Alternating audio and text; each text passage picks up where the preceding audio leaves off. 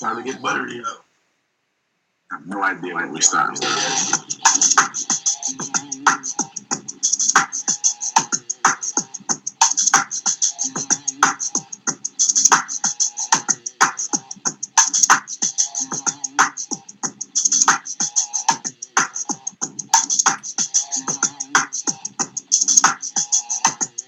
I think we should have everybody here one day. Free fall. No commercials. That would be the day I take them. You know what? That would be the day I take You them. deserve yet another day. If you're a great orator, and you can memorize your statement, and fine. If you can't, you can't. I just need the facts. What did I say when you called me earlier this week? You had a problem. What did I say? Lower your expectations. Lower my expectations. That's all you got. Listen, we're going to disagree on that, and that's fine. We just have different philosophies. If somebody agrees with you, I got a tweet that said, let that man read his tweet. What? Yeah, tweet you. The in full disclosure.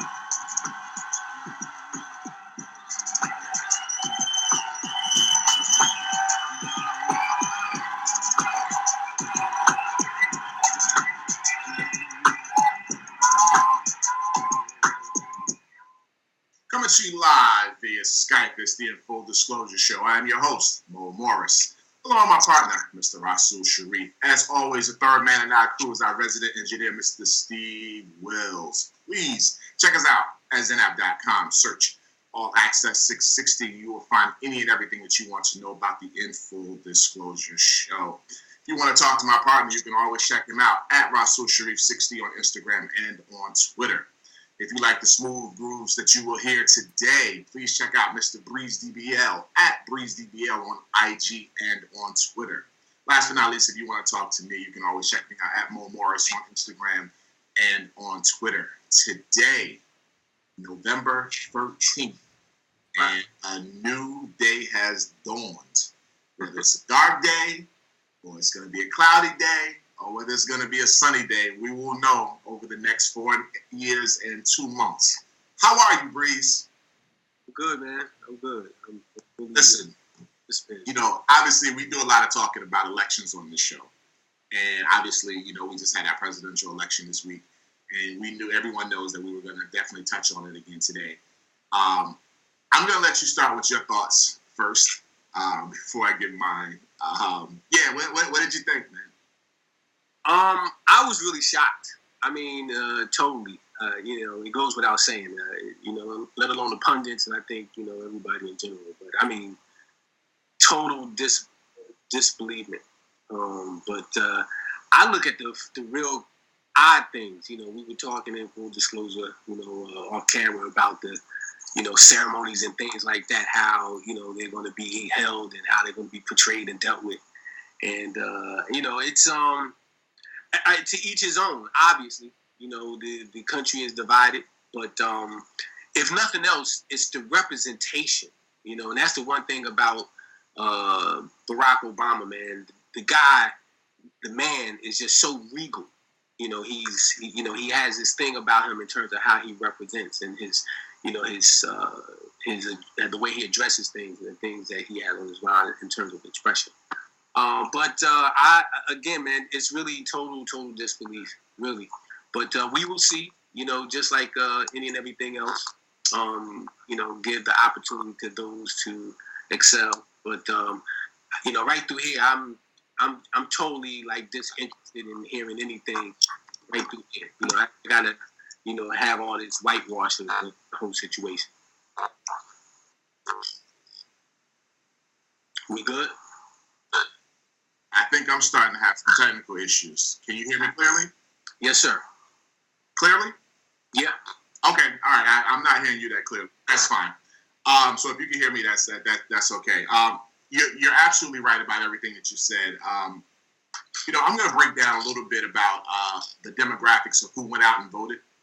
So Donald Trump won with less votes than Mitt Romney had in 2012 and John McCain had in 2008. May have them backwards as far as when they ran, but he won with less votes, which means that we had 6 million people that did not go out and vote this year because Hillary Clinton was 6 million less than what Barack Obama had. So in that instance, I guess as an African American, we couldn't think that she was going to bring out the exact number that Barack Obama was going to bring out because the support for an African American male for the first time was going to be huge. We knew that that was going to be the case. But 6 million votes is a big, big, big deal. You know, it made the difference at the end of the day as to him getting in because she ended up winning the popular vote by roughly 400,000 votes. You know, so obviously in this country we use the Electoral College is how we determine, you know, our presidents. But the people who didn't go out and vote, whether they didn't go out because they were protesting, the fact that they didn't like either candidate, or the fact that they just didn't like Hillary Clinton, I think they do a disservice to the country and themselves, you know, at the end of the day. Because I listen, and we can move this into a little bit of sports. I listened to Colin Kaepernick go on and say that why he didn't go out and vote. Because he was basically saying it didn't matter which one was going to get in. It's still going to be the same social injustices either way against the country. Now, I listened to Stephen A. Smith. This when I first heard about the fact that he said that he didn't vote. And I completely, wholeheartedly agree with Stephen A. Smith's sentiments about he didn't want to hear anything from Colin Kaepernick going forward. You know, all of this stuff about him kneeling, you know, at the games. I actually agreed with that. So then I had to sit back and I rethought it a little bit more.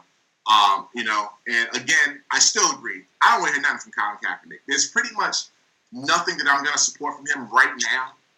And not to say that I won't get back on board if he starts to do more things, but to me, the fact that he wouldn't go out and vote for Hillary Clinton, I'm going to say Hillary Clinton right away, specifically because Donald Trump is the same guy who said he wanted to bring back stop and frisk because he thought that it was working in New York and he wants to bring it to Chicago and other major cities in this country.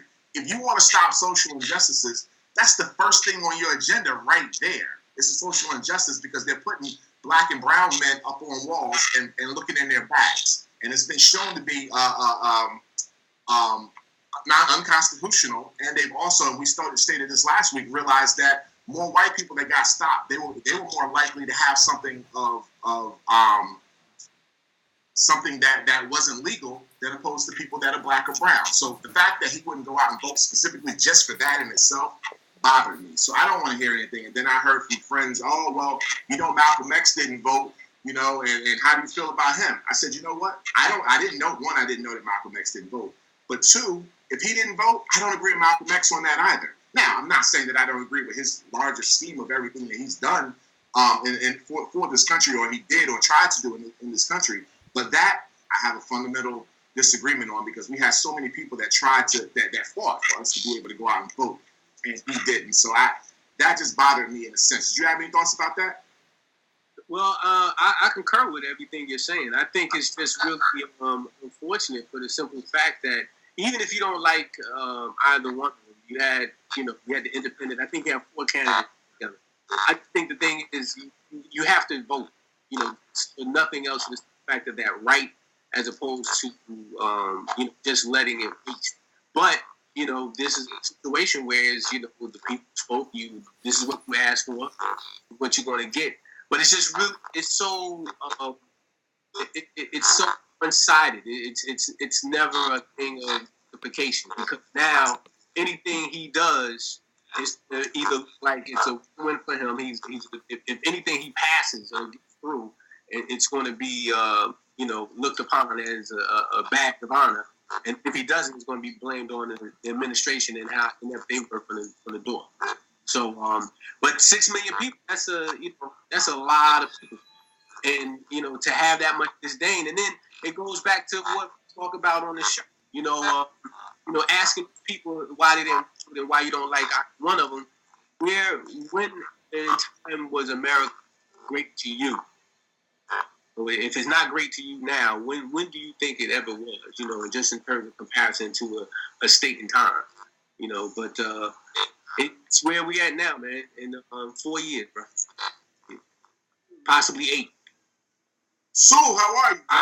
I'm good, man. Trying to sift through these technical issues. So let's take a 5 minute break. This is what we're gonna need everybody to do who's listening. Um, just reload in the app in 5 minutes because it'll be a new link, and we'll try to clear up all the static that we're getting. So just give us 5 minutes, and we'll try to come back. Were you able to hear me, Breeze? Yes. All right. Peace.